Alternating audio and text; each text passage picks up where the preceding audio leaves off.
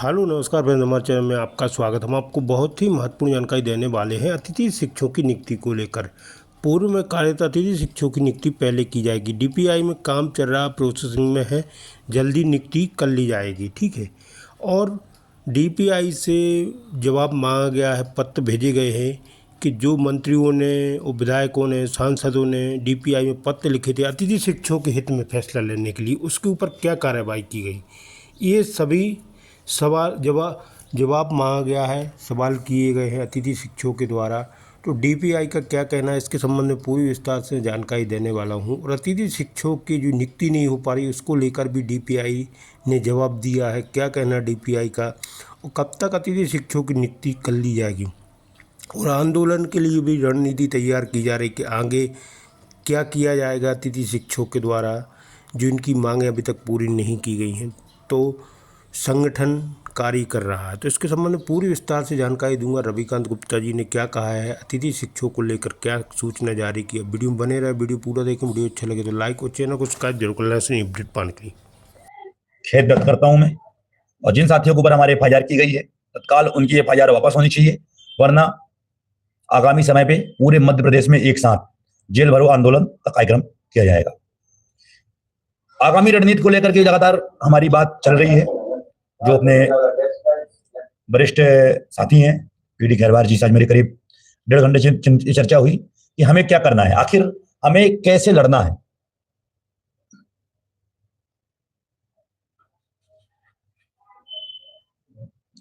और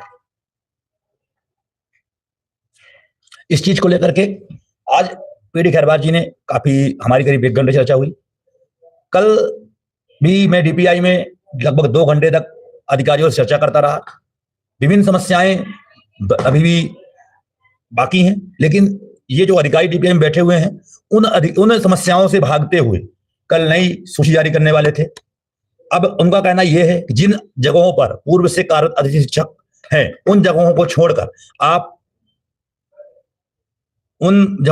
आप नई चॉइस फिलिंग वालों को स्कूल अलॉटमेंट कर दो। पर अभी भी कुछ नहीं है। और उनका कहना यह है कि अब हम पूर्व से कार्यरत वालों का समस्या का समाधान कर लेंगे, इसके बाद ही नए लोगों की ज्वाइनिंग देंगे। लेकिन सबसे बड़ी समस्या यही है, जो डीपीआई में बैठे हुए अधिकारी इतने गैर जिम्मेदार हो चुके हैं, ना तो उन्हें बच्चों से मतलब है, ना उन्हें स्कूल से मतलब है, उन्हें सिर्फ मतलब है अपने मन मर्जियों से। वो करेंगे अपने मन का, जो उनके मन में आएगा वही वो करते जाएंगे। लगातार हम लोग स्कूलों को लेकर के उनको अवगत करवा रहे हैं कि सर स्कूलों में शिक्षकों की कमी है, सर आप समस्याओं का समाधान करिए। बस सिर्फ और सिर्फ उनके पास है तो हर समस्या के समाधान ना करने का एक बहाना, ऐसा हो गया वैसा हो गया, ये इस कारण से नहीं हुआ। कल भी मेरी चर्चा करीब 7-8 बिंदुओं को लेकर के थी, जो पूर्व से कार्यरत हमारे साथी 30% से कम परीक्षा परिणाम के लिए। कल भी मैंने काफी लड़ा उनसे, कम से कम उनको तो मौका दो कि जिन्होंने स्कूल में 1 महीने पढ़ाया आपने उनको ब्लैक लिस्टेड कर दिया। कैसे जिम्मेदार वो होंगे जिन लोगों ने केवल 1 महीने 2 महीने पढ़ाया है, या जिन लोगों ने 10वीं और 12वीं पढ़ाई, उनमें से अगर किसी का एक का रिजल्ट अच्छा है तो उनको मौका दो। आप मतलब हमारा रिजल्ट 100% है तो उससे हमें आपको मतलब नहीं है, लेकिन अगर हमारा रिजल्ट खराब हो गया तो आपने उसका बहुत बड़ा इशू बना दिया। इस संबंध में कल हमारी काफी नोकझोंक हुई। कुछ साथी हमारे पूर्व वर्ष में कार्य किए लेकिन उनकी ज्वाइनिंग नहीं, फीडिंग नहीं करवाई गई। इसमें गलती हमारी कैसे हो सकती है? अगर प्रिंसिपल ने पैनल ऐड नहीं किया है तो उसमें गलती हमारी कैसे? अगर सजा गलती आपके प्रिंसिपल कर रहे हैं, आपके डीओ कर रहे हैं, आप कर रहे हो, और उसके जिम्मेदार हम कैसे हो सकते हैं? उसकी सजा हमें क्यों मिल रही है? जैसे कि पिछले वर्ष हमारे कई साथी ऐसे थे जो पूरे सत्र में काम किए हैं, लेकिन जब वो ज्वाइन करने जा रहे हैं तो उनकी आईडी में लिख के आ रहा कि आपने अप्रैल माह में काम नहीं किया। अब ये किसकी गलती है? इसमें भी प्रिंसिपल की गलती हो गई, इसमें भी हमारी गलती हो गई। साथ में ही बहुत सारे साथी हमारे ऐसे काम करने वाले थे कि उनका पद तो लॉन्ग टर्म का था, जैसे कि हमारे राहुल कुर्मी जी हैं, कमल अहिरवार, जयेंद्र सिंह, अनामिका तिवारी, मनीष कुमार, महेंद्र कुमार, राम प्रताप सिंह, सुरेश कुमार, अंजलि वर्मा, राहुल रघुवंशी, सत्येंद्र यादव, गीता मिश्रा, प्रहलाद सिंह, प्रवीण खान, रीना जैन, अमीन खान और धर्मेंद्र कुमार। ऐसे ही बहुत सारे लोगों की लिस्ट हमने दी डीपीआई को जिन्होंने पूरे सत्र में काम किया और उनका पद लॉन्ग टर्म का था, लेकिन संकुल प्रिंसिपलों की गलती से वो पद शॉर्ट टर्म में चले गए। अब इनमें इन साथियों का हमारे क्या दोष कि आपने इस साल उनको नियुक्ति नहीं दे रहे, 10-10 साल से 12-12 साल से काम कर रहे थे उसी पद पर, और उस पद को आपके ऑपरेटर ने, आपके संकुल प्रचारों ने शॉर्ट टर्म में डाल दिया। जैसे चरण सिंह राजपूत जी, जितेंद्र हलदर, राम गोपाल यादव, विजेश भास्कर, दाल सिंह लोधी, कीर्ति नामदेव, मोहन बर्डे, नीतू मिश्रा और ऐसे ही करीब 15-20 लोगों के नाम हमने दिए हैं जो पूरे साल काम किए हैं, लेकिन उनके में लिख के आया कि आपने अप्रैल माह में काम नहीं किया। आप तो जो वहां बैठे अधिकारी हद करके बैठे हुए हैं, हर चीज में बस ना नुकुर करने में आते हैं। शॉर्ट टर्म वालों के लिए मना कर देते हैं। शॉर्ट टर्म का नोट शीट बनी हुई है। जीपीआई और एमपीडी जो एमपीडीएससी है उसमें बैठे अधिकारी इतने होशियार हो चुके हैं, इतने मूर्ख बना रहे हैं जिसकी कोई हद नहीं। वो जो मोटी वाली लिस्ट अपने दौरान जो सुबह निकाला था अपने ना कागज, इसमें इतनी भर्रेसाई चल रही है जिसकी कोई हद नहीं। और फिर लास्ट मैंने और दिया था कागज कुछ। हम लगातार अधिकारियों से संपर्क कर रहे हैं कि आप कम से कम जिसने पिछले वर्ष काम किया है आप उनकी ज्वाइनिंग करवा दो, चाहे किसी भी हालत में करवा दो। लेकिन नहीं, उनको तो बस अपने मन की करनी है, रख दो। उनको बस अपने मन की करनी है। उन्होंने कह दिया नहीं, हमने शॉर्ट टर्म वालों की बड़े मुश्किल में 26 तारीख को नोट शीट बनी, मैडम ने साइन कर दिया, सब कुछ उसमें हो गया। आज जब एमपीडीएससी के जो अधिकारी हैं, नवीन क्या नाम है उनका, पांडे जी हैं, नाम मुझे ध्यान नहीं आ रहा है, पांडे जी ने क्या बोलते हैं कि डीपीआई से पत्र नहीं आया, डीपीआई मुझे पत्र दिखा रही है, हमने पत्र, आपस में सामंजस्य नहीं है। अगर ये डीपीआई की नहीं सुनेंगे, अधिकारियों को नहीं सुनेंगे, तो फिर आप किस काम की ऐसी कंपनियों को रखा हुआ है? मतलब किससे अटैच है? सड़ी हुई कंपनी। हमारे बहुत सारे साथी ऐसे हैं जो अतिशेष और ट्रांसफर से बाहर हो गए। हम इसको लेकर के लगातार अधिकारियों को अवगत करवा रहे हैं कि इन लोगों का आखिर क्या होगा, ये कहां जाएंगे। अब वो क्या बोल रहे थे कि हम इनको अनलॉक कर देंगे, ऑटो अनलॉक है। इतना झूठ। आज तक एक भी काम डीपीआई में बैठे अधिकारी या एमपीडीएससी में बैठे हुए इंजीनियर नहीं कर पाए। जब इनका कहना था कि हम जैसे ही ट्रांसफर या प्रमोशन या अधिशेष से कोई शिक्षक आएगा वहां पे टीचर ऑटो रिलीव हो जाएगा। काहे का ऑटो रिलीव? आज बेचारा कम से कम 10,000 इन्होंने प्राइमरी में, लगभग 4,000 मिडिल में और लगभग 6,500 हायर सेकेंडरी स्कूलों में उच्च प्रहार दिए हैं और अधिशेष में शिक्षकों को निकाला, जिसमें से लगभग 19,000 लोगों ने ज्वाइन कर लिया। अब जो साथी हमारे बाहर हुए, लगभग 7 से 8,000 लोग हमारे बाहर हुए, वो चॉइस फिलिंग नहीं कर पा रहे हैं। आपने कहा ऑटो रिलीव, क्या ऑटो रिलीव?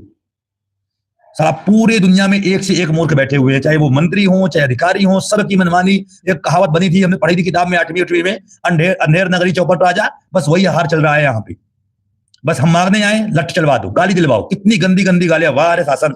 और दूसरी ओर कह रहे हैं कि हम आपका सम्मान करते हैं, हम शिक्षकों का सम्मान करते हैं। यही सम्मान हमें मिला था जो आपने शब्दों का प्रयोग किया था। वहां कितनी महिलाएं थी, कितनी बहनें थी हमारी, इसके बाद भी आपने जिन शब्दों का प्रयोग किया था वो बहुत अच्छे शब्द थे, वो हमारे लिए बहुत सम्मानित वर्ड थे शायद आपके हिसाब से। शॉर्ट टर्म वैकेंसी में तीन विकल्प पहले खोल दिए गए थे, बीएड डीएड, प्रसूति अवकाश, चाइल्ड केयर अवकाश। इस संबंध में 26 तारीख को हमारे साथी लोग भोपाल पहुंचे थे। उसके बाद अधिकारी थोड़ा बहुत काम करना शुरू किए और उन्होंने प्रचार के विरुद्ध, निलंबन के विरुद्ध, डीओबीओ में अटैच, जनशिक्षक के रूप में कार्य कर रहे हों, छात्रावास में अटैच हों या किसी अन्य व्यवस्था में अटैच किए गए हों, उन सब पर खोलने, शॉर्ट टर्म वैकेंसी खोलने की बात चली थी। और उन्होंने कहा ठीक है हम खुलवाएंगे और हम आपका काम करवा के देंगे। और नोट शीट बन गई, आयुक्त ने साइन कर दिया, सब कुछ हो गया। अंत में किसने रोक लगा दी, क्या हो गया?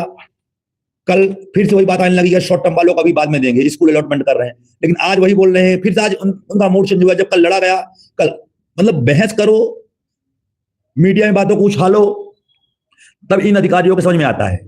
कल जो बोल रहे थे कि हम शॉर्ट टर्म की ज्वाइनिंग नहीं करवाएंगे, आज फिर आ गए कि शॉर्ट टर्म की कोई दिक्कत नहीं है, शॉर्ट टर्म वालों की ज्वाइनिंग अलग है और अगर हम स्कूल अलॉट भी कर देंगे तो शॉर्ट टर्म की दिक्कत नहीं आएगी। ठीक है, हम भी चाह रहे हैं कि स्कूल अलॉट होनी चाहिए। हम भी बाहर हैं, हम भी आज 3 महीने पहले हमारी ज्वाइनिंग हुई थी, अगस्त में हमने अपनी ज्वाइनिंग रिक्वेस्ट निरस्त करवा ली थी। हमें भी स्कूल की आवश्यकता है क्योंकि लगभग लोगों की समस्याएं सोल्व हो चुकी हैं, हमें भी स्कूल की आवश्यकता है। लेकिन नहीं, डीपीआई के अधिकारियों को बस बहाने बनाना आता है, बस बहाने बनाते रहो। उन्हें इससे मतलब नहीं है कि आखिर हम कब स्कूलों में ज्वाइन कर पाए, कब बच्चों को की शिक्षा आगे बढ़े, कैसे बच्चों को पढ़ाया। आज कई स्कूलों के मैंने देखा, कई स्कूलों में बच्चे हंगामा कर रहे हैं। आप लोगों से भी मैं उम्मीद कर रहा हूं कि आप लोग भी, जहां बच्चों की समस्या, बच्चे शिक्षकों की समस्या है, बच्चों को शिक्षक नहीं मिल पा रहे हैं, बस वही हाल वहां भी होना चाहिए।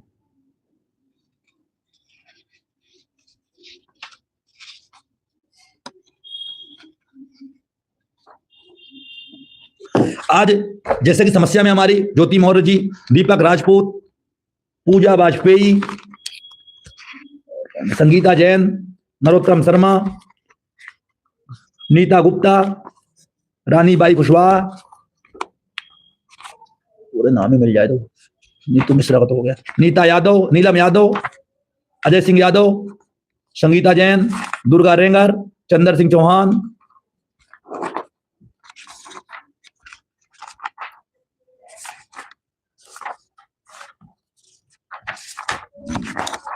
अमरीश कुमार खरे,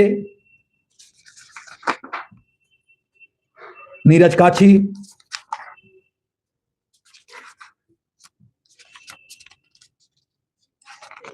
इसका नाम नहीं पता, रंजीता तिवारी, सौरभ यादव, रीना विश्वकर्मा,